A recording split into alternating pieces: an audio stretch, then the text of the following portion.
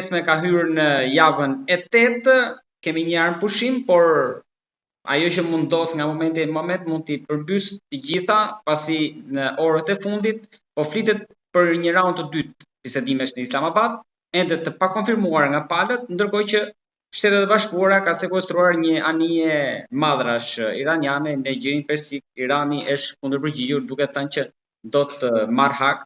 Pra, ajo që po ndodh në lindjen e mesme, por edhe çfarë po ndodh në rajonin ton, gjithë këtë do ta diskutojmë në një bisedë me profesorin, njohësin mjaft të mirë të gjeopolitikës, zotin Ritvan Peshkopia. Profesor, përshëndetje dhe faleminderit shumë që pranuat ftesën për të folur për situatën globale edhe atë që na prek ne. Jam gjithmonë në dispozicionin tuaj. Faleminderit. Profesor, për momentin e shikoni, mendoni dhe ju si një pjesë e analizëve që Trumpi është me shpatulla pas murit dhe ka të vështirë për të dalë nga ky konflikt që e futi Izraeli. Pra, sipas një pjesë të ekspertëve ndërkombëtar për këtë çështje. Ishte një pyetje me çifte me dy tyta. Së pari, nuk ka asnjë evidencë që Trumpin e ka tërhequr Izraeli, është e pamundur. Kjo është çesharake. Nuk ka të bëjë fare Izraeli në këtë çështje. Izraeli përfiton nga kjo, por nuk është motori kryesor i kësaj. Por sipas se po ndërpres profesor ju kërkojnë dijes, sipas mediave ja bën shumë të lehtë, Izraeli planin për goditjen e Iranit, rrëzimin e regjimit pas vrasjes së Ayatollahut, por ndodhi kundërta. Pra, duke referuar gjithmonë por nuk ka ndonjë evidencë për këtë, këto janë spekulime përgjithsisht. Një pjesë e madhe atyre që analizohen nëpër studio janë spekulime, nuk vijnë me ndonjë evidencë të qartë. Trumpi ka qenë vazhdimisht mbështetës i stabilitetit në lindjen e mesme, për arsye se Shtetet e Bashkuara fitojnë shumë ekonomikisht nga ky stabilitet. Dhe gjithmonë më shumë vendet arabe në rajon po përvijohen me Trumpin dhe politikat e tij. Ai lehtësisht bindi 5 vende të rajonit të nënshkruajnë ato që quhen marrëveshjet abrahamike me Izraelin gjatë mandatit të tij të parë, dhe disa shtete të tjera, përfshi Arabinë Saudite, Omanin, kanë dhënë sinjale të qarta që po ashtu dëshirojnë që të bëhen pjesë e këtyre marrëveshjeve abrahamike. Ja ku kemi tani edhe armëpushimin edhe bisedimet mbas 34 vitesh të Izraelit me Libanin, vendet të cilët bashkëpunojnë me Izraelin në rajon përgjithsisht kanë ndjerë përfitime të ndjeshme të këtij bashkëpunimi dhe Shtetet e Bashkuara ju intereson një stabilitet në atë rajon. I vetmi që ka qenë frikshës i stabilitetit në atë rajon ka qenë Irani prej shumë kohësh. Kështu që nuk ka, Izraeli përfiton nga kjo luftë sepse heq nga ekuacioni një kërcënues të madh të vetin, por edhe të stabilitetit në rajon, sepse edhe Izraelit i intereson shumë të bëjë tregti dhe të kenë marrëdhënie të mira me vendet përreth. Kështu që u bashkuan shumë faktorë, shumë qesharake të mendosh se një superfuqi si Shtetet e Bashkuara do ta tërheqin mbrapa Izraeli e gjithë këto që thonë lobi izraelit e tjerë. Lobi hebre në Shtetet e Bashkuara ka pasur një paksim gjithmonë më tepër të rolit të tij, edhe për shkak të ndryshimit të shpejtë të strukturës demografike të atij vendi. Kështu që unë nuk jam i bindur që është Izraeli që ka tërhequr, madje nëse ti më the që kishe parë një bisedë që unë kisha me Mustafa Nanën në Arnautistan, atje e thash që në fakt mbreti Abdullah i Arabisë Saudite ja ka kërkuar Obamas që në 2015 të bënte këtë që po bën ky tani. Dhe një artikull i New York Times është diçka tjetër, profesor, që edhe nga ana po sipas zërave, pra edhe i zyrtarëve të lartë, në mos gaboj, John Kerry ka deklaruar që Izraeli edhe Netanyahu ka kërkuar dhe 3 presidentëve të tjerë që të futen në luftë, edhe nuk ka pranuar, po fut Trumpi. Po, por edhe mbreti Abdullah ja pati kërkuar Obamas në 2015-ën, sipas një artikulli të Wall Street Journal, në fakt, jo të New York Times, që më parë, dhe vendet arabe janë mbështetëse të këtyre sulmeve, ata asnjëherë nuk e kanë dënuar sulmet, por por përkundërzi kanë qenë mbështetës të tyre dhe janë bërë edhe pjesë aktive brenda mundësive dhe kapaciteteve që ka. Kështu që mua nuk më del që ka qenë Izraeli ai që ka futur dhe pastaj të mendosh që Donald Trump tani është me shpatulla për muri, që është me të vërtetë qesharake, po unë kam një respekt madh për propagandën e Iranit, ka qenë perfekte për ta bërë të bardhën zezë dhe për të bindur masa gigante njerëzish, madje edhe njerëzish të ditur që papritur në një farë mënyre, megjithëse Irani ka ndruar deri tani 3 palë udhëheqës për shkak se janë vrarë një 2 palë të tjera më parë dhe ekonomia e tyre ishte për tokë që përpara se sa të fillonin këto sulme. E mendohet se si është tani, që ata garda e tyre revolucionare ka humbur pagën e parë, nuk ka arritur të paguhet garda e parë, paga e parë. E me siguri do të humbin edhe pagën tjetër tani në fillim të muajit të ardhshëm. Ata papritur pas kanë tani që kanë në pozitë avantazhe përparësie dhe Shtetet e Bashkuara, të cilët janë prodhuesi më i madh i naftës dhe po fitojnë shumë para sepse një pjesë e madhe e anijeve të cilat do të mbusheshin me naftë në vendet e Gjirit Persik tani po janë drejtuar për furnizuar me naftë në Shtetet e Bashkuara. Ajo është fituesja e luftës në gjitha drejtimet, po papritur që nga me shpatulla për muri. Profesor, nëse sondazhet që janë tani në nëntor do të konfirmohen që Trumpin e nxjerrin shumë poshtë, ndoshta japin të drejtë asaj që ju e cilësuat si propagandë të Iranit. Trumpi është shumë poshtë në të mënyrë është poshtë. Për sondazhet për e mes mandatit. Demokratët janë shumë më poshtë se Trumpi. Demokratët janë 18%. Trumpi ishte më i ulti që kam parë për Trumpin ishte rreth 34% aprovim. Ndërkohë që demokratët si brand janë 18%. E para dhe e dyta, Trumpi është në pozitën e lakmueshme që ati nuk i bëjnë përshtypjen në sondazhet, sepse ai është në mandatin e tij të fundit, të dytë dhe të fundit. Kështu që asgjë nuk tregojnë ato sondazhe. Pra nuk është se është i kujdesshëm për atë që do të vinë, nuk është se është në merak për atë që do të vinë pas. Duke qenë se ai nuk është se do kandidojë më. Pra për këtë duhet ta vras mendjen o JD Vance ose Marco Rubio. Ata të dy personalisht i kanë shumë mirë ato nivelet e aprovimit. Po, profesor, për ta mbyllur me çështjen, sepse ajo është një temë e gjerë që kërkon orë për diskutim, por do mundohem të prek pak nga të gjitha për të marrë mendimin tuaj, edhe për situatën këtu tek ne. Për ta mbyllur në Iran, ju si mendoni si mbyllet situata dhe konflikti për kanalin e Hormuzit, për ngushticën, edhe i gjithë ajo atje. Shikoni një mbyllje të shpejtë së afërmi apo çështja do të vazhdojë, konflikti do të vazhdojë? Kanalin e ngushticës së Hormuzit e hap dhe mbyll vetëm Shtetet e Bashkuara. I vetmi që bën Irani është një mbyllje retorike, ata kërcënojnë, thonë do ta mbyllim dhe domethënë Shtetet e Bashkuara e mbyll atë efektivisht, kështu siç the ti, e marrin një anije fizikisht e bllokojnë. Ndërkohë që mbyllja që i vjen nga Irani është një mbyllje retorike. Ata thjesht thonë e mbyllëm. Dhe në momentin kur ata thonë e mbyllëm, në fakt e mbyll Lloydi i Londrës, sepse ndërpret sigurimet. Në momentin kur thotë Irani e mbyllëm retorikisht, Lloydi i Londrës, kompania e madhe e sigurimeve, ndërpret, sigurimin për anijet dhe ato nuk lundrojnë. Por Irani nuk ka në një kapacitet ushtarak për ta mbyllur atë. Ja për shembull ata kishin thënë që kemi vënë mina. E kur këta i thonë jepni koordinatat ku janë minat, ata nuk i kishin. E kanë një javë e ca 10 ditë që kërkojnë minat, anijet me flota amerikane dhe nuk i gjen ato. Se ata faktikisht, me ta duket as nuk e kanë minuar atë. Se ata nuk i kanë kapacitetet. Se ata nuk kanë më marim. Ata nuk kanë më flotë. Flota atyre është e gjitha në fund deri. Po New York Times thoshte dje në një shkrim që gati 70%, rreth 70% të kapaciteteve të sistemeve raketore iraniane janë funksionale. Edhe pse pa konfirmuar, por do të thotë që armatimi i tyre nuk është se shkatruar plotësisht. Po, ne po flisim për ngushticën, ne po flisim për minat. Sigurisht, por pjesë e luftës për armatimet. Flota atyre nuk ekziston më. Për sa i takon sasisë armatimeve, sasisë, domethënë, unë nuk e kam lexuar atë artikull të New York Times dhe nuk mund të gjykoj dot se e ka fjalën për municion apo e ka fjalën për raketa hedhës. Këtë nuk mund të gjykoj dot, se nuk e di pse për çfarë është referuar ai. por Shtetet e Bashkuara dhe Izraeli dhe përgjithsisht informacionet që kanë dhënë ata për luftën ka dalë sakt. Jo informacion si ai që jep Irani që është vrarë Netanyahu dhe derisa ju shfaqet papritur edhe një 16 herë deri tani.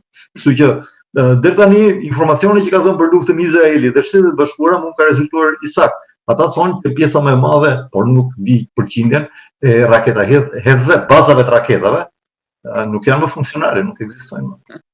Profesor, për të ndalur tek për sa i takon qartës luftës, unë askush nuk mund ta parashikoj për një arsye shumë thjeshtë. Problemi dhe gjithmonë thonë që Trumpi çfarë thotë sot nesër, së pari një ndryshimi i retorikës është gjithmonë në funksion të negociatave, dhe e dyta edhe në funksion të kush i paraqitet, sa atje i paraqitet një problemi është amerikanët duke dinë se me kënë po negocion, kush ka pushtetin, kush ka fuqinë. A kanë njerëzit që shkojnë atje dhe marrin pjesë negociata, a kanë vërtet tagër për negociata? Amerikanëve kjo nuk i ndodh, shkojnë atje me fuqi, ky ekipi që ka paraqit Amerikë atje, shkon me fuqi negociuese. Por ata që vinë nga Irani nuk kanë fuqi negociuese. Ata mbasi qëndrojnë për disa orë negociata, thonë duhet shkojmë të konsultohemi mbrapa, sepse me sa duket pushteti, ajo që këta thonin që ishte suksesi i madh i tyre, strategjia mozaik është çarake. Ajo është strategjia e mozaik, ishte strategji që një shtet në një kokë, papritur e bën një shtet me 31 koka. E si do marri pjesë në bisedime një shtet me 31 koka? Ne nuk e dimë se kush është atje, kush merr vendimin, kush duhet thotë po. Kështu që nuk i parashikojnë dot negociatat për arsye se edhe dinamikat e brendshme të pushtetit aty janë shumë fluide dhe vazhdimisht në lëvizje. Grupe të ndryshme po vrasin njëri tjetrin rrugëve, ata po vrisin njëri tjetrin, dolën fraksione të ndryshme të gardës revolucionare që vrisin njëri tjetrin rrugëve të Teheranit. A do futemi apo jo negociata? E tani që janë futur negociata, vazhdimisht ndryshojnë balancë drejtpeshqimet e pushtetit aty, kështu që është pak e vështirë të parashikohet. Po kjo nuk është forca e Iranit, kjo faktikisht është dobësia e tyre. Nëse shkohet në një raund tjetër bombardimesh, e si mund të humbi Amerika duke bombarduar një shtet tjetër? Si mund të një shtet që bombardon një shtet tjetër humb? Gjithmonë është ai që humb, ai shtet që bombardohet. Kështu që unë nuk e shikoj dot se ku është Trumpi me shpinën mbas murit. Përkundrazi, unë e shikoj atë në pozitë shumë fuqishme. Gjithsesi, regjimi mbetet në këmbë atje. Po varet, shiko, edhe regjimi Miloševićit i mbijetoi 2 vjet bombardimeve, po pastaj ra. Se lufta ajrore nuk ka të njëjta dinamika si lufta toksore. Pra që lufta toksore të baja stepet kur vjen puna te një luftë toksore, për mos dollur ajo që ndodhi në Iran, Afganistan apo në Vietnam. Edhe për arsye se siç e shikoni, mënyra se si po operon Trumpi në marrëdhëniet ndërkombëtare është ndryshme nga këta globalistët e mëparshëm, 2-3-4 breza, 2-3 ose 4 president globalist. Nuk i intereson, Trumpi nuk ka ndonjë zell të madh në ndryshim regjimi. Atij i interesojnë ndryshimet e politikave, ndryshimi i regjimit. Se ndodh si në Venezuelë, që regjimi mbeti, po ai po ndryshoi politikat dhe ai është i kënaqur. Nuk ka ai utopira të tilla, aspirata të tilla që do të na fortoka tani një demokraci liberale perëndimore në vende të tilla, ai kurse ka thënë këtë gjë. E kur thotë do ndryshojmë regjimin, e thotë në formë kërcënimi për të thuar në ndryshimin e politikave. Nëse ndryshojnë politikat, ai nuk ka ndonjë merak të madh me regjimin. Nuk është ai nga këta ideologët, ai nuk është ideolog, nuk i përvelohet zëmra atij për demokracinë liberale që ta marrë çdo vend i fundit në botë. Nuk ka ai fare aspirata të tilla.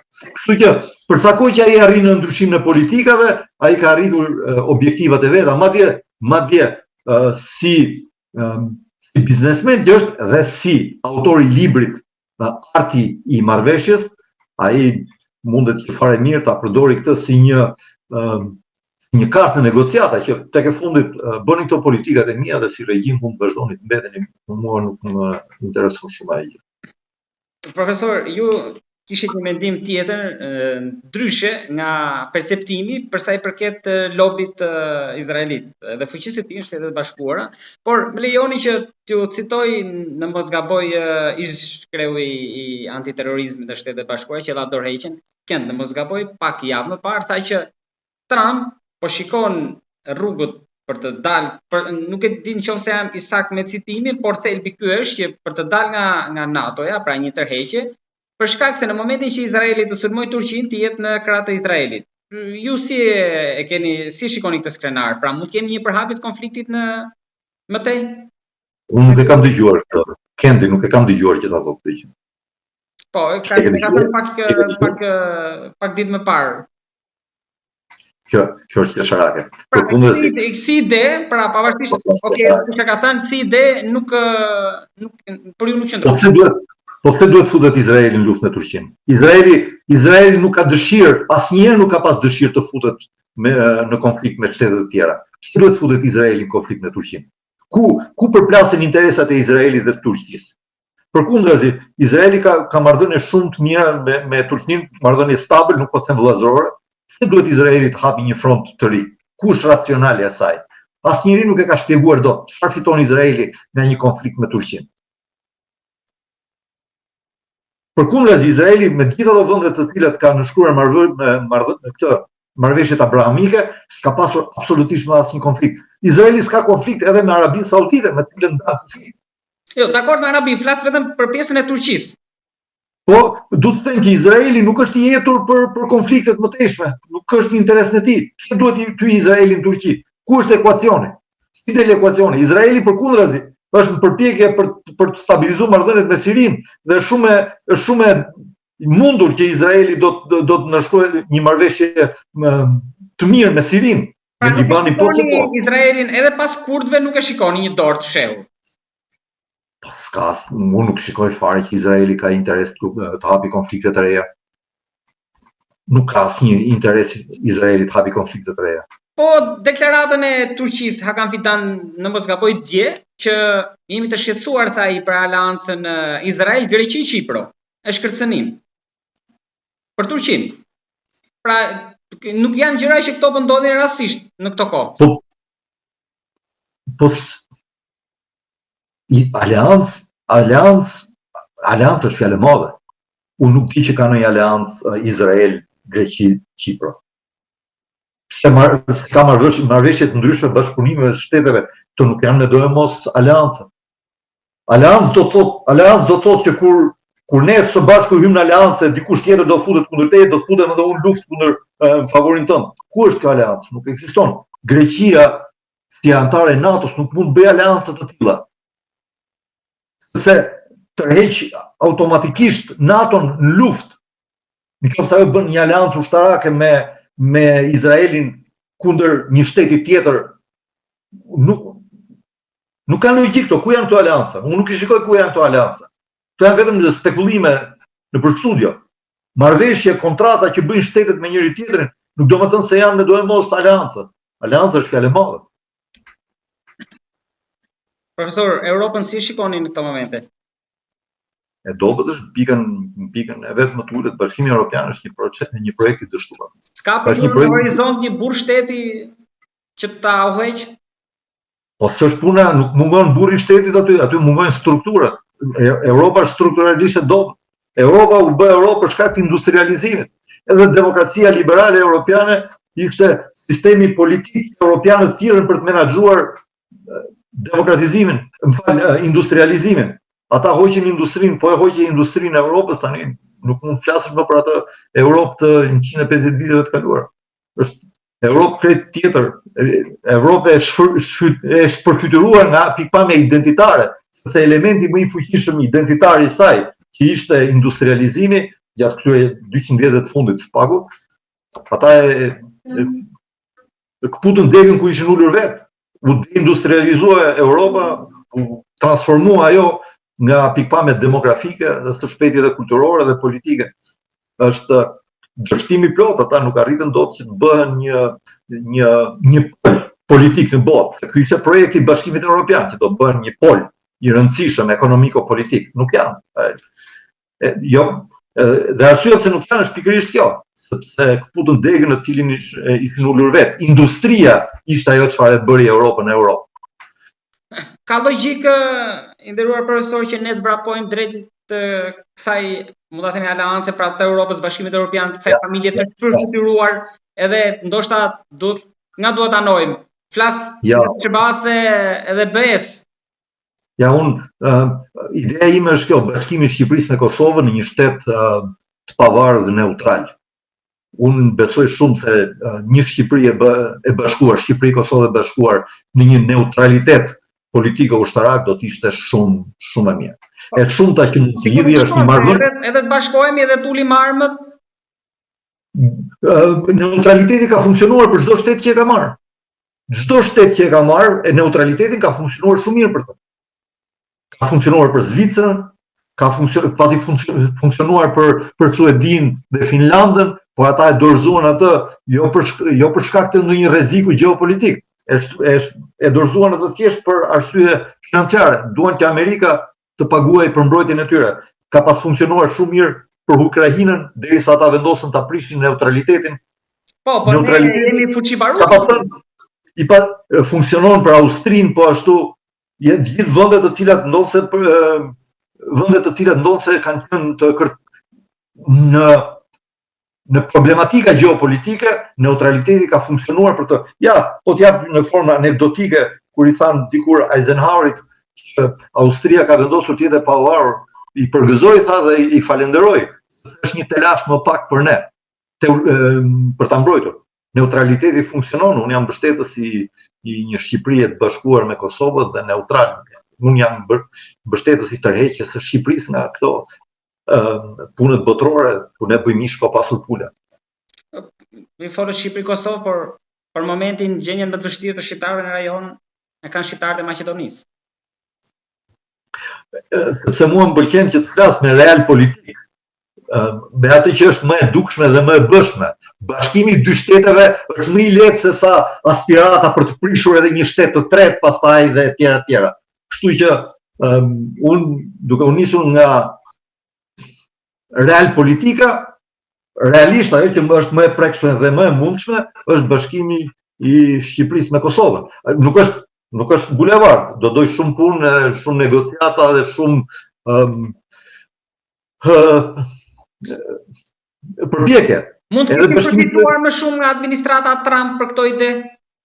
Administrata Trump, sidomos administrata e parë, ka qenë shumë fleksibël. Një nga arsyet që unë e doja atë ishte pikërisht se ajo, për shembull, kur ishte shkëmbimi i territoreve, nuk është çështja që ai ishte e mira apo e keqe, po mua më pëlqente ajo mentaliteti i saj administrate, që ishte e hapur për gjithçka. Për shembull, një nga pyetjet e para që kanë bërë Trumpit kur fitoi në 2016, madje në 2017 ja bën mbasi ai sapo ishte betuar. I thanë, çfarë mendon për zgjidhjen me dy shtete në lindjen e mesme? Ai tha, një shtet, dy shtete, tre shtete, sa duan ata.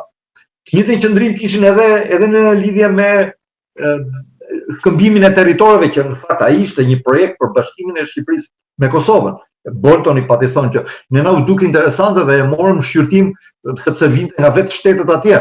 Ndërkohë që Merkel i tha në asnjë mënyrë nuk ka ndryshim kufish, se sigurisht kur vjen puna për të bashkuar dy Gjermani, ka ndryshim kufish, po kur vjen puna për të bashkuar dy Shqipëri, nuk ka bashkim kufish. Këto ishin politikat e kalbura gjermane, por mua më pëlqenin ato politikat, më pëlqejnë politikat fleksibël dhe jo ideologjike dhe pragmatike të administratës amerikane, e cila nuk niset nga parimi mos ndryshimit të kufinve. Kjo është një broshkull, kufin gjithmonë ka ndryshuar, gjithmonë do të ndryshojnë. Sa më shumë thonë që nuk ka ndryshim kufinsh, aq më shumë do ketë ndryshim kufinsh. Mirë po, vendosesh përpara ideologëve të kalbur të llojit të Merkelit dhe ato parimi mos ndryshime të kufinve. Pra ju mendoni që Trumpi do ta bekonte këtë?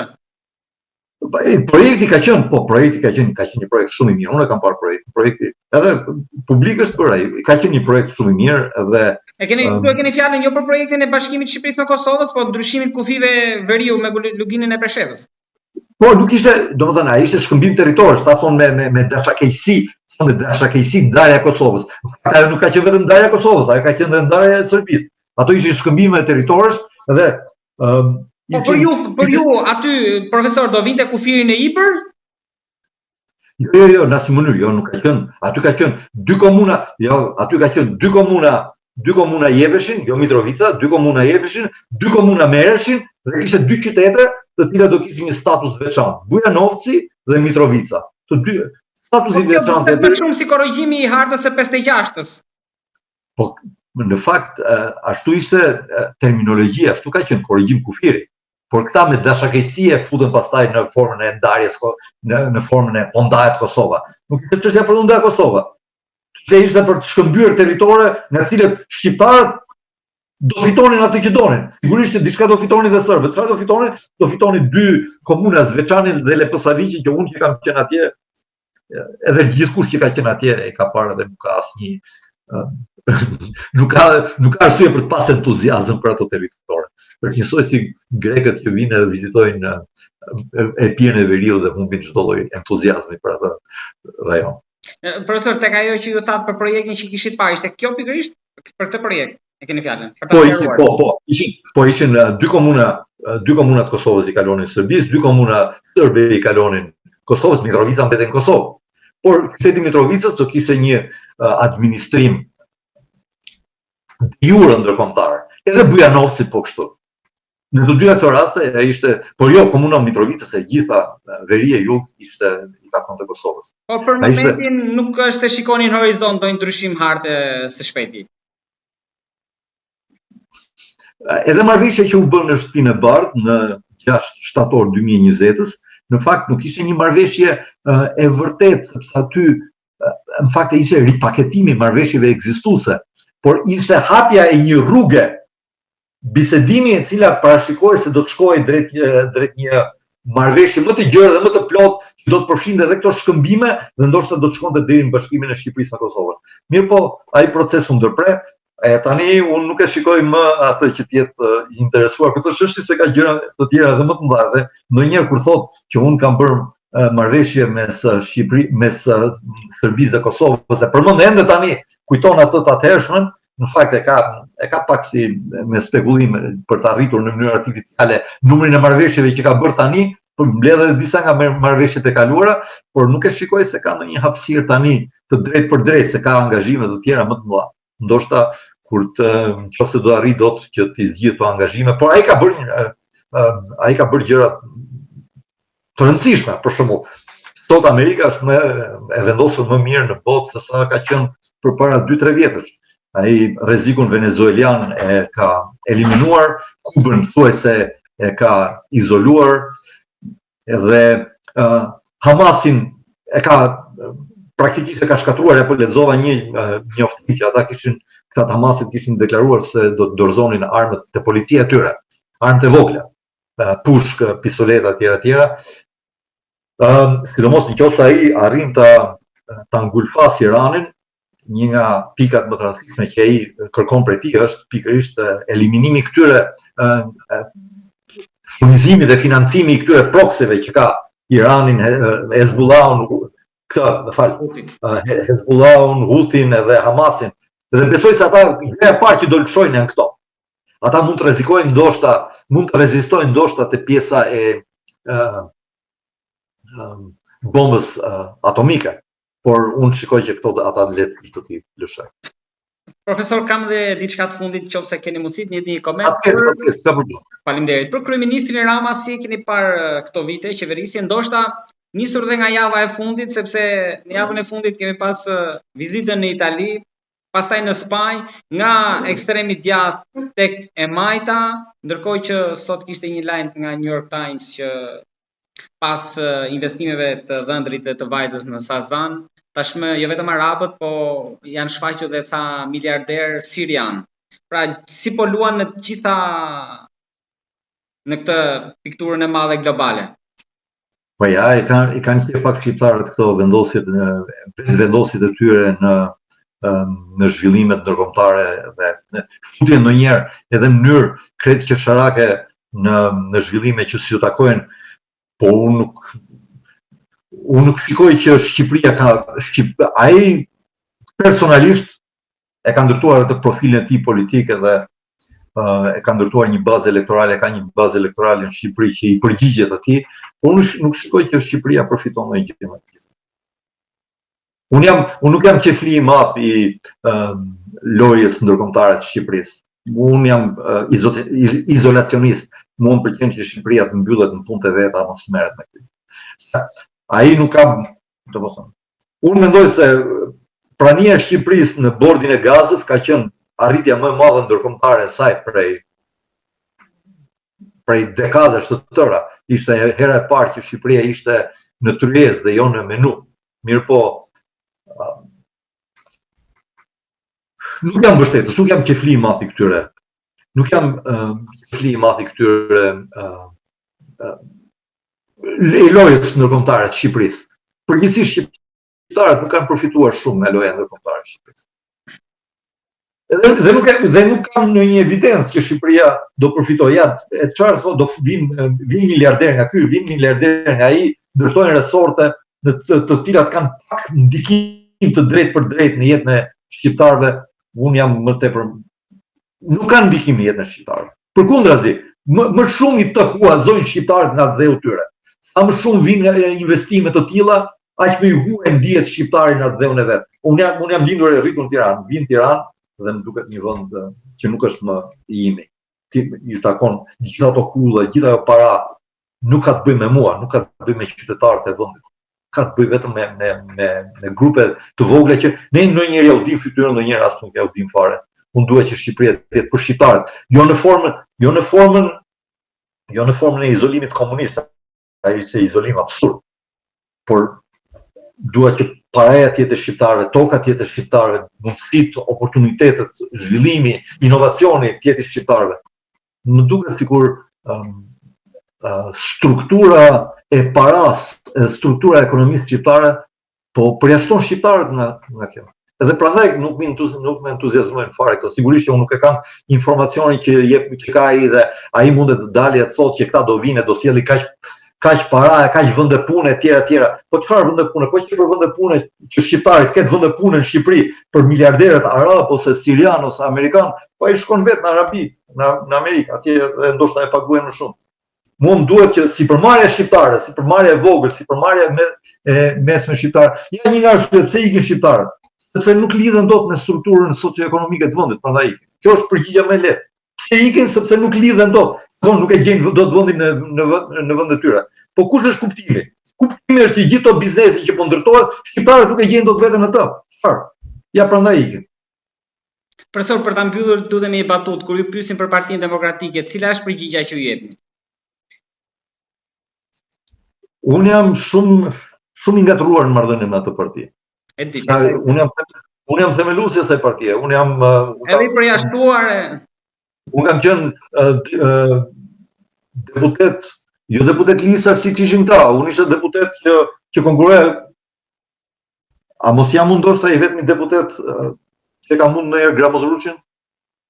Unë jam i vetmi që e ka mundur atë në fushat. Askush s'e ka mundur deri sot për vesh. Këtë bëj për herë të parë.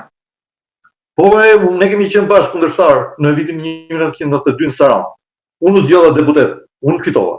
Ai u fut në listët e partisë tij. Po zonën e fitova unë.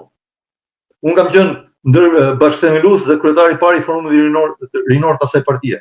Unë kam qenë sekretari i PD-s në Universitetin e Tiranës. Kryetari ishte Azem Hajdari. Ai nuk ishte kryetari i zgjedhur, ai ishte kryetar si thosh i pa diskutueshëm. Por do të them që unë jam në rrjetin e asaj partie. Por dëshiroj përsëri ta quaj atë familjen time politike, por nuk di ç'të them. Nuk identifikohem dot politikisht atë. Profesor, unë të falenderoj shumë për bisedën. Ti prekim gjitha nga pak sepse ju keni një eksperiencë shumë dimensionale. Unë të falenderoj shumë për bisedën, për mendimet që datë me publikun tonë, jam mirënjohës shumë. Po, falenderoj ti që më thirre. Mirupafshim.